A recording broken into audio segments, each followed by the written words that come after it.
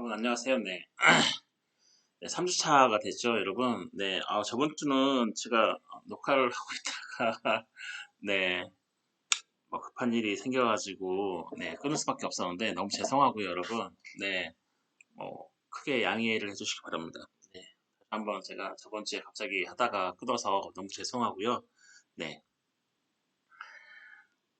여러분의 깊은 양해를 바라겠습니다, 여러분. 넓은 해량으로 네, 이번에 넓은 마음으로 네, 해량하여 주시면 네, 감사하겠습니다, 여러분. 너무 죄송하고요. 저번 주에 갑자기 하다가 제가 끊어서 네. 저번 주에 우리가 했던 게 형식적, 실질적 의미의 헌법 개념에 대해서 네, 얘기를 하다가 말았죠, 여러분. 자, 그 앞 시간에 뭐 했죠? 네, 헌법 개념에 대해서 했네요. 그렇죠? 자, 헌법 개념이고, 자, 이 헌법 개념 중에서도 자, 형식적, 실질적 의미의 헌법 개념이 있다. 자, 그건 빠르게 한번 나가볼게요, 여러분. 네, 형식적 의미 헌법은 뭐냐? 자, 헌법전을 뜻합니다, 여러분. 자, 헌법이라는 명칭을 가진 성문 헌법, 즉 헌법전을 뜻한다. 자, 이게 무슨 말이냐면 형식적 의미 헌법은 자, 형식이 있는 거죠. 그 형식이 뭐 문자가 됐든 뭐가 됐든 어떤 책이 됐든 뭐가 됐든 그런 형식적 의미 헌법은 자, 어떤 형식을 갖추고 있는 헌법을 얘기하는 겁니다. 즉 우리나라에는 어떤 형식을 가지고 있어요? 헌법책이 있죠. 헌법책, 헌법전이라는 형식을 갖추고 있는 거죠. 그렇기 때문에 자, 이러한 헌법전은 우리는 형식적 의미의 헌법이다 이렇게 얘기하는 거죠. 뭐 이번 시간에 얘기했듯이 이걸 문자로 가지고 있든지 아니면 뭐 그림으로 가지고 있든지 또는 어떤 상징성으로 가지고 있든지 어떤 형식을 가지고 있어요. 뭐 예를 들면 예전에는 뭐 양피지 가죽에도 새기고 또 대나무에도 새기고 그랬는데 자 어찌됐든 어떤 형태로 존재하든 자 어떤 존재 형태로 존재하든 어떤 존재로 존재하게 되면 헌법이 그게 문자가 됐든 뭐 상징이 됐든 그림이 됐든 자 그런 헌법 전 우리는 헌법을 바로 뭐라고 그러냐면 자 어떤 형식이 있기 때문에 그걸 바로 뭐 우리는 형식적 의미 헌법이다 이렇게 얘기합니다.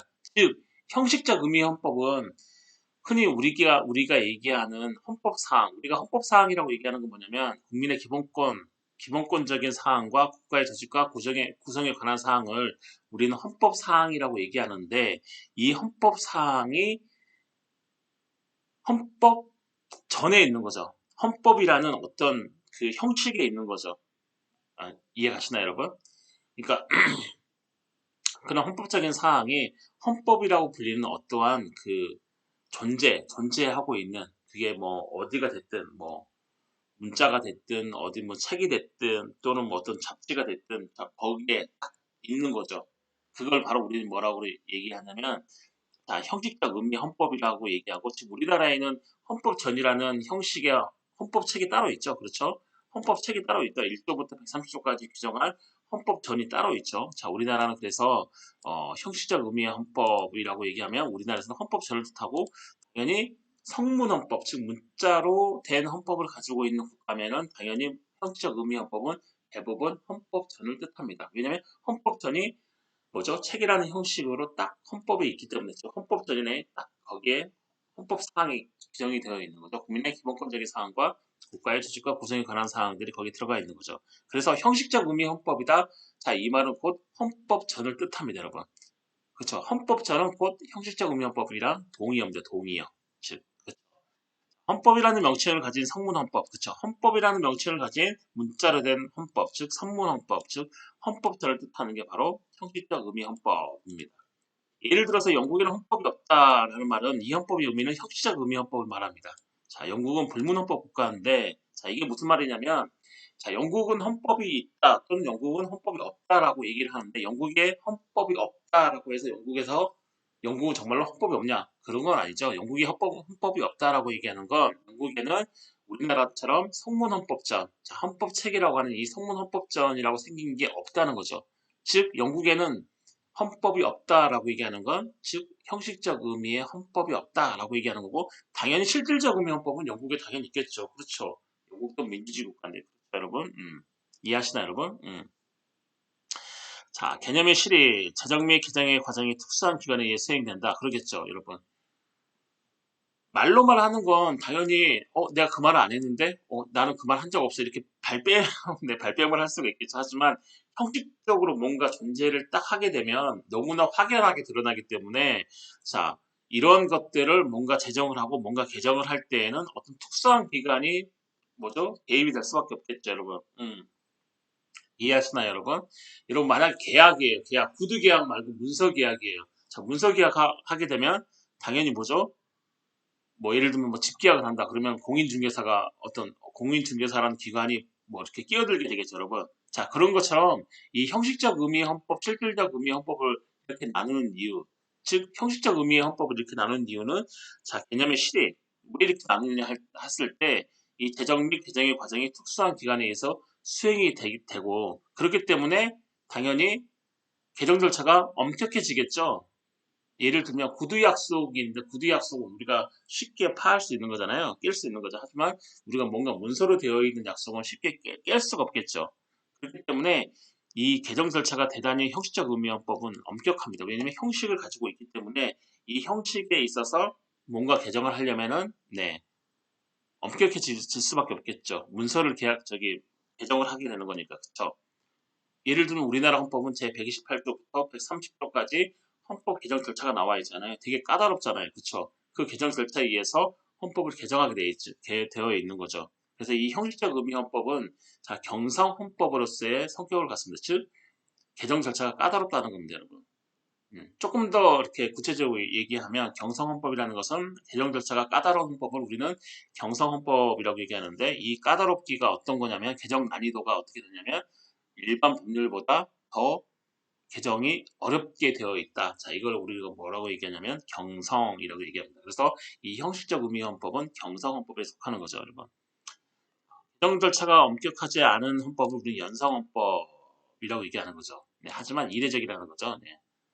개정 절차가 엄격하지 않은 것은 연성헌법인데, 자, 형식적 의미의 헌법에서 이 연성헌법은 있긴 하지만 대단히 이례적이고, 대부분의 이 형식적 의미의 헌법, 즉 성문헌법을 가지고 있는 국가에서는 헌법 개정 절차가 대단히 까다롭습니다. 즉 경성헌법의 성격을 가지고 있다. 자, 이런 거죠, 여러분.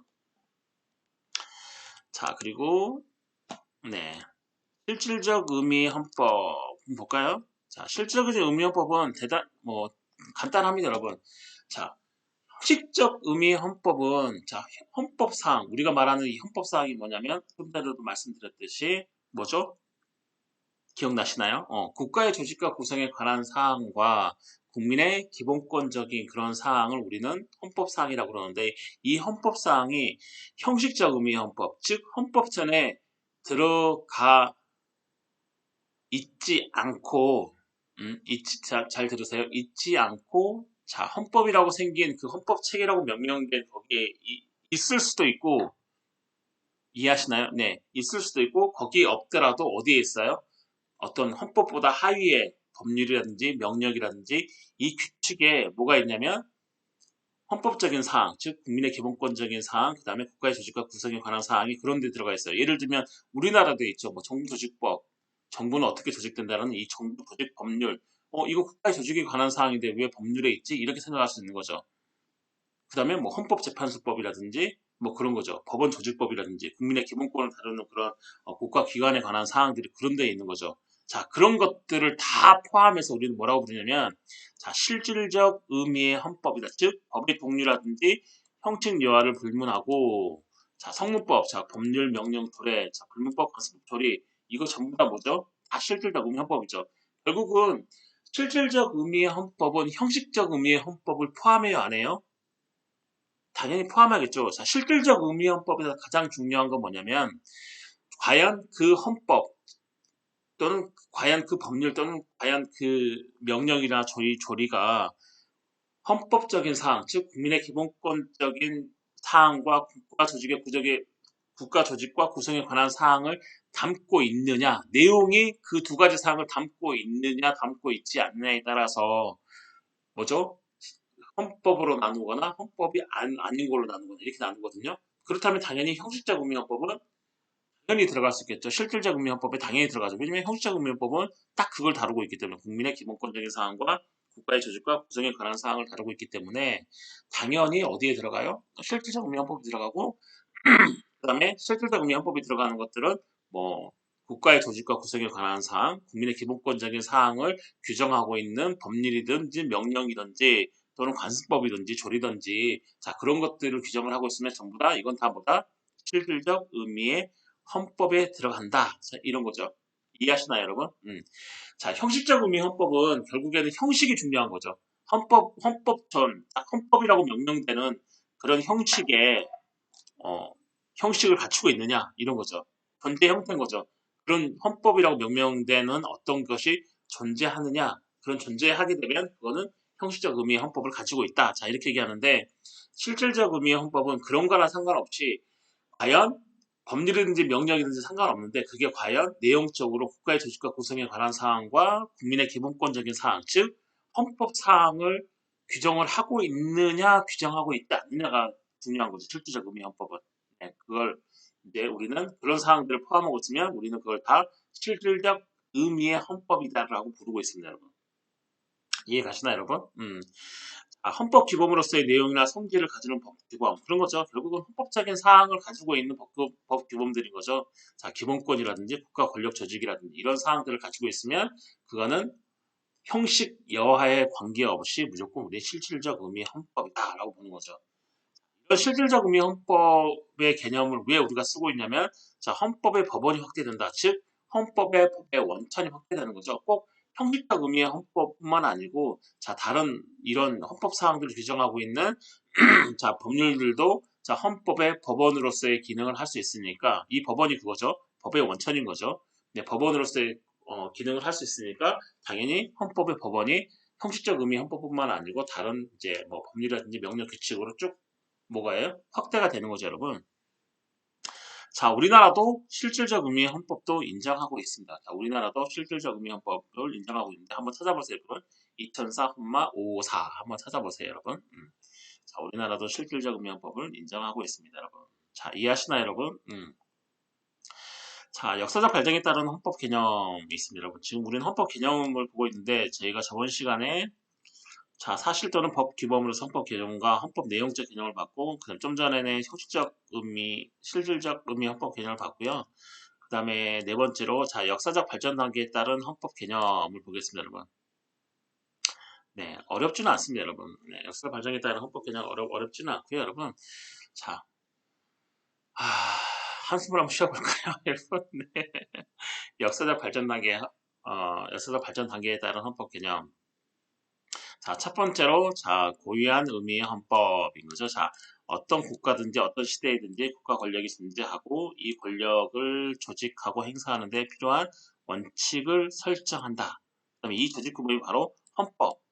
헌법 내용이 민주적인가 민주적이지 않는가는 헌법의 가치 판단의 문제고, 자, 그런 거는 상관없이 뭐죠? 어떤 국가나 어떤 시대에도 국가 권력이 존재하고 이 권력을 조절하고 행사하는 데 필요한 원칙을 설정하고 있으면 우리는 그걸 고유한 의미의 헌법이다라고 얘기합니다, 여러분. 즉 뭐냐면 간단하게 생각하면 공동체라는 게 있잖아요. 그렇죠? 우리는 지금 현재 살고 있는 우리 국가 공동체. 예전에 구석기, 신석기 시대에는 시족사인 거죠. 뭐 이렇게 공동체가 있었죠.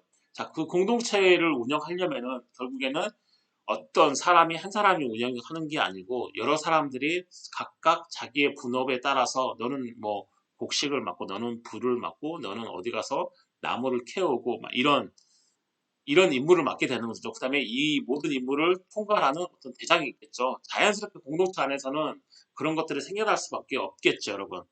이해하시나요, 여러분? 자, 그렇기 때문에 결국에는 자연스럽게 조직이 형성이 되겠죠. 이해하시나요? 자연스럽게 어떤 공동체 안에서는 조직이 형성이 되고 바로 이 조직 안에서 형성되는 이 규범이 바로 헌법이다. 즉 고유한 의미의 헌법이다. 즉 다시 말하면 고유한 의미의 헌법에는 뭐만 들어있어요? 오늘날의 헌법에서는 우리나라 헌법에는 국민의 기본권적인 사항도 들어있고 어떤 복지주의, 어떤 사회권적 기본권, 그죠? 최소한의 인간다운 생활을 할 수 있는 어떤 기본권도 지금 현재 우리나라 헌법에 들어와 있지만 현재 복지주의 헌법이라고 얘기를 하는데 밑에서 잠깐 또 얘기할 거예요, 여러분. 여기 보면 현대 복지주의 헌법이 있죠, 여러분. 자, 여기서 얘기할 건데, 자, 원래 헌법이라는 것은 이런 게 없었어요. 원래 헌법이라는 것은 국가의 조직과 구성에 관한 사항만이 들어가 있었죠.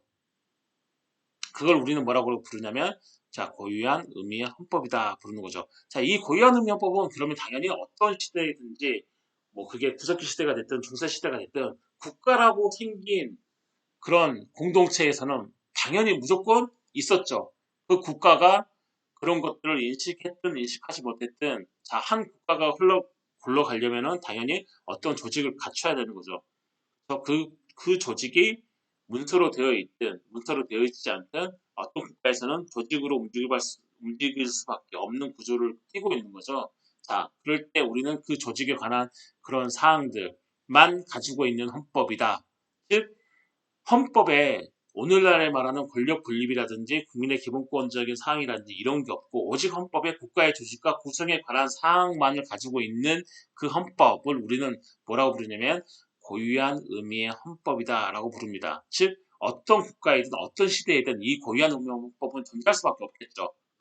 국가라고 무조건 생긴 거는 무조건 존재할 수밖에 없겠죠. 왜요? 그 국가가 굴러가기 위해서는 조직이 필요한 거니까. 그리고 그 조직이 문서로 되어 있든 문서로 되어 있지 않든, 그쵸? 조직이 있는 거니까. 그쵸? 그 조직, 그 국가의 조직과 구성에 관한 그런 사항들만 있는 헌법을 우리는 뭐라고 부르냐면, 자, 고유한 의미 헌법이고, 가장 대표적인 게 어디예요? 절대왕정 시대죠. 여러분, 절대왕정 시대. 자, 절대왕정 시대에는 주권이 누구한테 있었어요? 이제 왕한테 있었죠. 군주한테 있었죠. 군주한테 있었고, 그 다음에 그 군주는 뭐죠?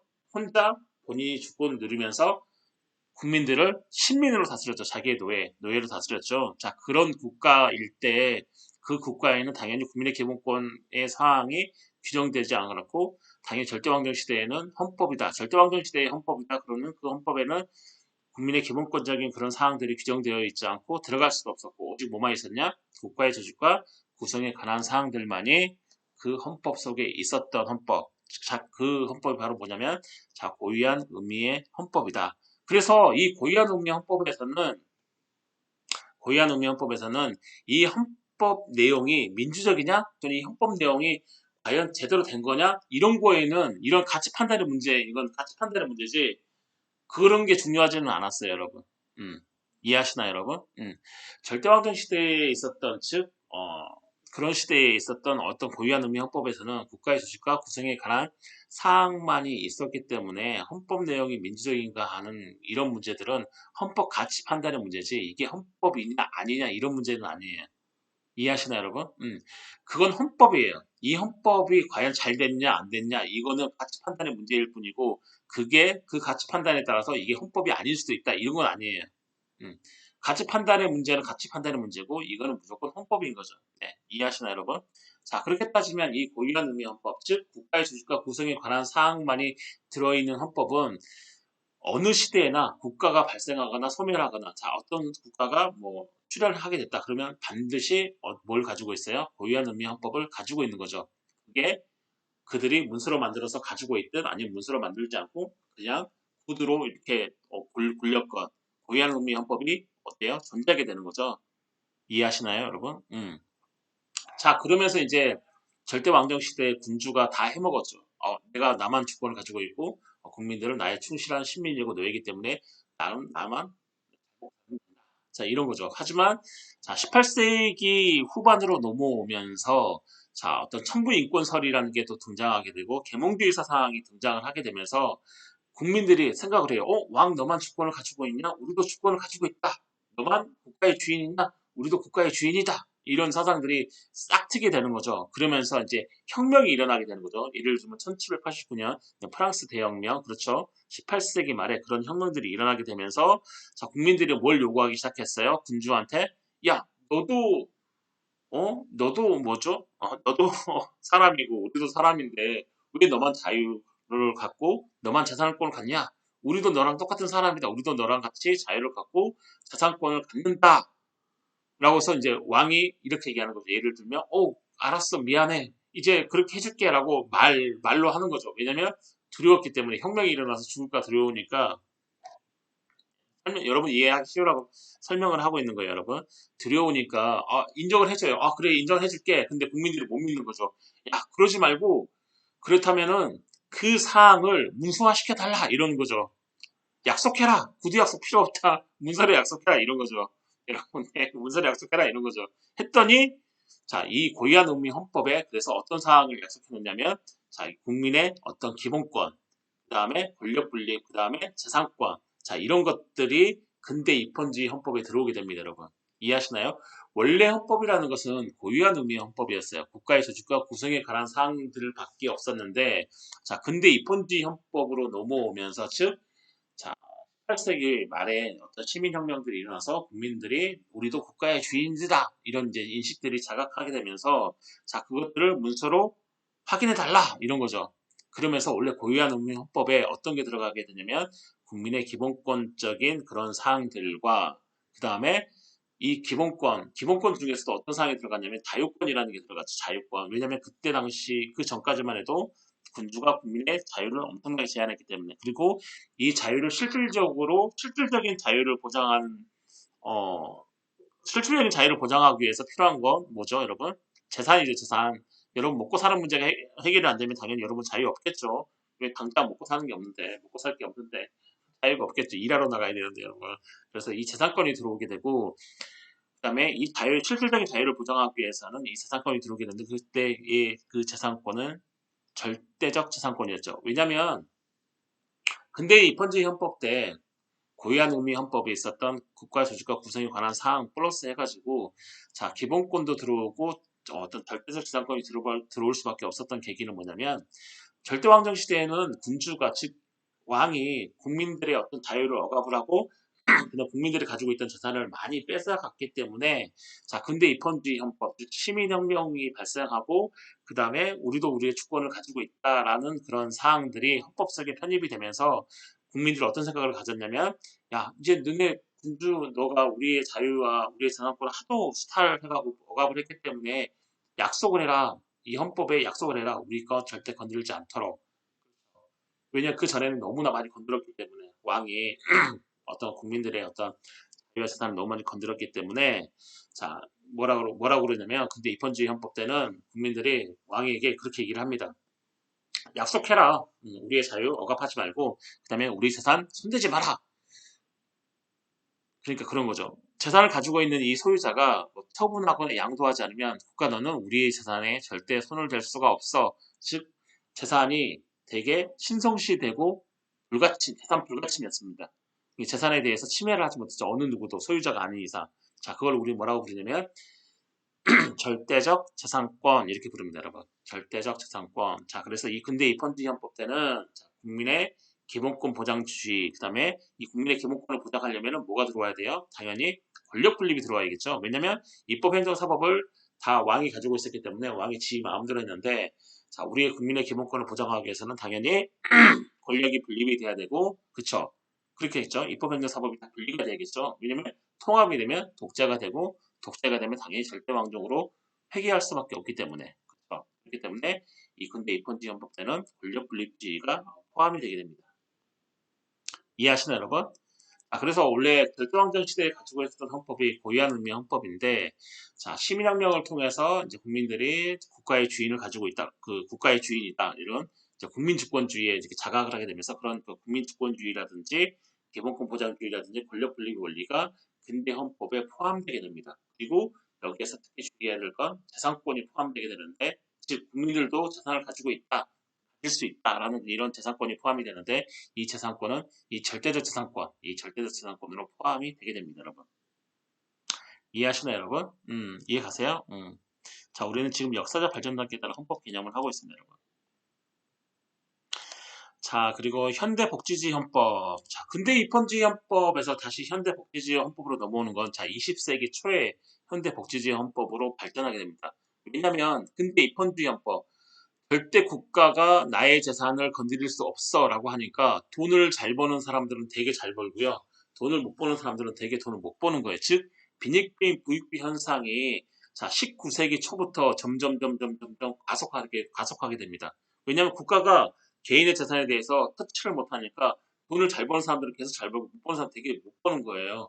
자, 그러면서 원래 국가의 존립 목적, 즉 국가가 생성된 목적은 국민의 안정과 평화, 국민의 안전을 지키기 위해서 국가가 존립하게 되는데, 그쵸, 국가가 생겨났는데, 오히려 국가 안에 있는 사람들이 먹을 게 없어서 아사를 하고 추운 겨울날 동사를 하게 되는 거죠. 즉, 국민의 안전을 지킬 수가 없게 되는 거죠. 국가가 뭐죠? 개인의 재산권을 터치하지 못하게 되니까. 그러면서 빈익빈 부익부 현상이 되게 심화가 되면서 국민들의 안전이 위협받게 되는 거죠. 그러면서 거기에 대한 반성으로 20세기 초에 자, 이 근대 입헌주의 헌법에 어떤 개념이 포함이 되냐면 자, 복지주의가 포함이 됩니다. 복지주의. 즉 생존권적 기본권인 거죠. 생존권적 기본권이 자, 포함이 되게 됩니다. 어디에요? 근대 입헌주의 헌법 때. 자, 그래서 현대 복지주의 헌법은 근대 입헌주의 헌법을 계승하고 유지를 하면서 여기에 어떤 게 들어가 있냐면 자, 생존권적 기본권, 즉 복지라는 개념이 포함이 되게 됩니다. 야, 적어도 우리 국가가 전립하는 목적이 뭐냐? 국민의 안전을 위해서다. 그렇기 때문에 더 이상 뭐죠? 빈익빈 부익부 현상을 뭐죠? 두고 볼 수 없고 국가가 그렇게 하게 되면 이 뭐죠? 개인의 사경제에 조금 국가가 개입을 해가지고 거기서 얻은 수익으로 이런 동사하거나 아사하는 국민들을 정말 구제를 하자. 최소한의 인간다운 생활을 할 수 있도록 보장하자. 자, 이런 것들이 헌법 속에 편입이 되게 됩니다. 그게 바로 이제 생존권적 기본권, 즉 사회적 기본권, 뭐 우리가 흔히 얘기하는 복지라는 개념인데 그 복지가 자, 근대 입헌주의 헌법에서 플러스가 됩니다. 복지가. 그러면서 그 헌법이 현대 복지주의 헌법으로 발전을 하게 되는 거죠. 이해하시나요, 여러분? 그다음에 그 생존권적 기본권이 가장 최초로 반영된 헌법이 1919년 독일의 바이마르 헌법에서 최초로 이 생존권적 기본권을 헌법에 포함시키게 됩니다. 이해하시나요, 여러분? 그리고 여기 읽어보시면 사회복지 및 보장에 대한 국가의 의무, 그다음 경제에 대한 국가의 개입 그렇겠죠, 여러분. 원래는 근대 입헌주의 헌법 때는 절대왕정 시대에 그 왕이 국민의 그 어떤 재산권을 하도 수탈을 해갔기 때문에 절대 못 건들게 했는데 그래서 우리는 그걸 절대적 재산권이라고 부르는데 이제는 현대복지재헌법에 들어오면서 자, 경제에 대해서 국가가 개입하면서 이 재산권이 상대화가 됩니다. 즉 그 재산을 가지고 있는 국민이라도 이 재산은 공공복리에 적합하게 행사를 해야 되고 그 다음에 국가가 뭐죠? 개인의 재산에 대해서 일정 부분 뭐죠? 정당한 보상을 통해서 재산권을 수용할 수 있는 거죠. 재산을. 그러면서 어떤 복지를 해야 되는 거니까. 그래서 이 재산권이 이 절대적 재산권에서 현대복지주의 헌법으로 넘어오면 상대적 재산권으로 넘어옵니다. 자, 절대적 재산권은 재산권 소유자 외에는 절대 건들 수 없는 거고, 자, 상대적 재산권은 국가의 어떤 공공분야의 필요에 따라서 어떤 정당한 보상을 하고 가져올 수가 있는 거죠. 그러면서 일단 재산권의 어떤 상대화가 진행되게 되는 거죠. 즉, 절대적 재산권에서 상대적 재산권으로 변모를 하게 됩니다. 복지주의 헌법 때는. 그 다음에 평등권의 실질화, 그 다음에 극부행정, 그 다음에 헌법재판의 확립. 자, 극부행정은 뭐죠? 예를 들면 돈 준다는 얘기죠, 여러분. 네, 행정에서 돈 준다는 거예요. 못 사는 사람들, 네, 어려운 사람들, 네, 돈 준다는 게 바로 국부행정인 거죠, 여러분. 못 사는 사람 그러니까 좀 그러네요. 네, 어감이 별로 좋잖네요. 죄송해요. 네, 못 사는 사람이 아니고, 네, 살기 좀 어려운 사람들, 네, 어려운 사람들에게 돈을 준다는 의미죠. 네, 제가 헌법을 가르치고 있는데 가끔씩 저도 뭔가 이렇게 얘기를 하다 보면은 제가 되게 반헌법적인 언어를 많이 쓰고 있구나 이걸 알게 돼요, 여러분. 인권적인 못 사는 사람은 좀 별로 어감이 좋지 않은 것 같아요, 제가 생각했을 때는. 음, 어렵게 사시는 분들이 낫죠, 그렇죠. 네, 훨씬 어감도 좋고, 네, 좀 표현도 좀 적절한 것 같기도 하고요. 네. 하여튼 국부행정, 자, 어렵게 사시는 분들에게 어떤 뭐죠 국가가 지원을 한다는 거죠. 그게 바로 급부라고 이야기하는 겁니다. 이 급부는 돈이 될 수도 있고 또는 뭐죠 어떤 뭐 실물이 될 수도 있는 거죠. 자, 그다음 국민의 기본권을 보장하기 위해서 어떤 헌법 재판이 확립되는 게 현대 복지주의 헌법의 특징이라고 얘기할 수 있고요. 자, 근대 헌법주의를 계승하고 근대 입헌주의를 계승하고 유지 플러스 실질적 법치주의 추가인데 이런 법치주의라는 게 그런 거죠, 여러분. 자, 여러분이 법률을 준수하는 게 법치주의가 아니고요. 그건 여러분의 법률 준수 의무라고 얘기하는 거고요. 자, 법치주의라는 게 뭐냐면 국가가 자기가 가진 권한을 행사하려 할 때는 헌법과 법률에 정해진 절차와 방법대로 행사를 해야 된다. 자, 이게 바로 법치주의라는 개념입니다, 여러분.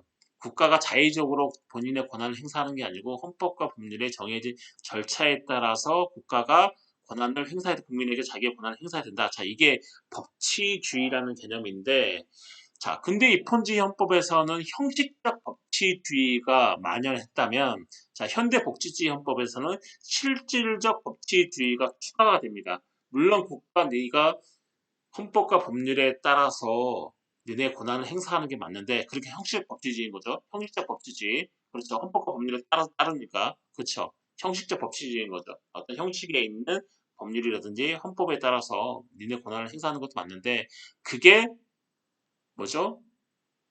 모든 국민에게 미치지 않고 또는 너네가 행사하는 그런 권한이 어떤 국민에게 침해가 된다면은 그거는 실질적으로 헌법 정신에 부합하지 않기 때문에 자 실질적 법치주의를 추가하게 됩니다.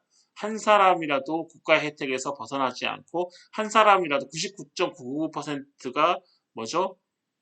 만족한다 그래도 한 사람이 어떤 국가의 그런 권한 행사로 인해서 기본권이 침해가 된다면은 그거는 법치주의가 아니다. 그건 형식적 법치주의인 거죠. 그래서 거기서 실질적 법치주의로 변모하게 되는 거죠. 이해하시나요, 여러분? 네. 그러니까 국가가 형식적으로만 법치주의 하면서 그냥 헌법과 법률에 따라서 우리가 헌법과 법률에 따라서 우리는 국가는 물론 자기의 권한 행사를 할 때 헌법과 법률에 따른 어떤 형식적 의미의 헌법 법률에 의해 따라서 니네가 권한을 행사하는 것도 맞지만 그보다 더 고차원적으로 정의의 관념에 부합되게 모든 국민이 만족하는 어떤 정의의 관념에 부합하게 니네 권한을 행사해야 된다. 헌법과 법률에 따라서 행사하는 건 물론이거니와 그거보다 더 고차원적인 정의의 관념에 부합하게 또는 국민 모두가 만족하는 그런 권한 행사를 해야 된다. 이게 바로 뭐냐면 실질적 법치주의, 실질적 법치주의라고 할 수 있습니다, 여러분. 이해하시나요, 여러분? 자, 현대 복지지원법은 당연히 실질적 법치주의가 추가되어 있는 헌법 이런 거죠, 여러분. 결국은 역사적 발전 단계에 따른 헌법을 다시 한번 요약해서 말씀을 드리면 결국에는 최초의 어떤 시대에는 어느 국가에나 국가의 조직과 구성에 관한 사항들이 있었죠. 자, 우리는 그걸 바로 고유한 의미 헌법이라고 부르고, 자, 그렇게 해서 절대왕정 시대, 즉 구체제, 절대왕정 시대를 쭉 지나오면서 국민이 자각을 하면서 그 고유한 의미 헌법에 국민의 어떤 기본권적인 그런 사항들과 권력 분리, 국민 주권주의 같은 사항이 헌법 속에 들어가죠. 그래서 국가 조직과 구성에 관한 사항과 플러스 국민의 어떤 기본권적인 사항, 권력 분립, 국민 주권주의가 짬뽕된 헌법을 우리는 근대 입헌지 헌법이라고 부르고 자 근대 입헌지 헌법으로 쭉 지내왔는데 이게 폐단이 생겼죠 여러분 뭐예요? 절대적 저작권으로 인해서 빈익빈 부익부가 심해지자 그때 그 헌법에 어떤 개념이 포함이 되냐 복지라는 개념이 포함이 되는 거죠 즉 사회권적 기본권 또는 생존권적 기본권이 그 근대 입헌지 헌법에 다시 편입이 되면서 자 그때 헌법이 뭘로 바뀌냐 자, 오늘날에 우리가 가지고 있는 현대 복지주의 헌법으로 탈바꿈하게 되는 거죠. 자, 이게 바로 역사적 발전 단계에 따른 헌법 개념이라고 볼 수가 있겠습니다, 여러분. 여기까지 하고요, 여러분. 잠시 쉬었다가 계속해서 하시도록 하겠습니다, 여러분.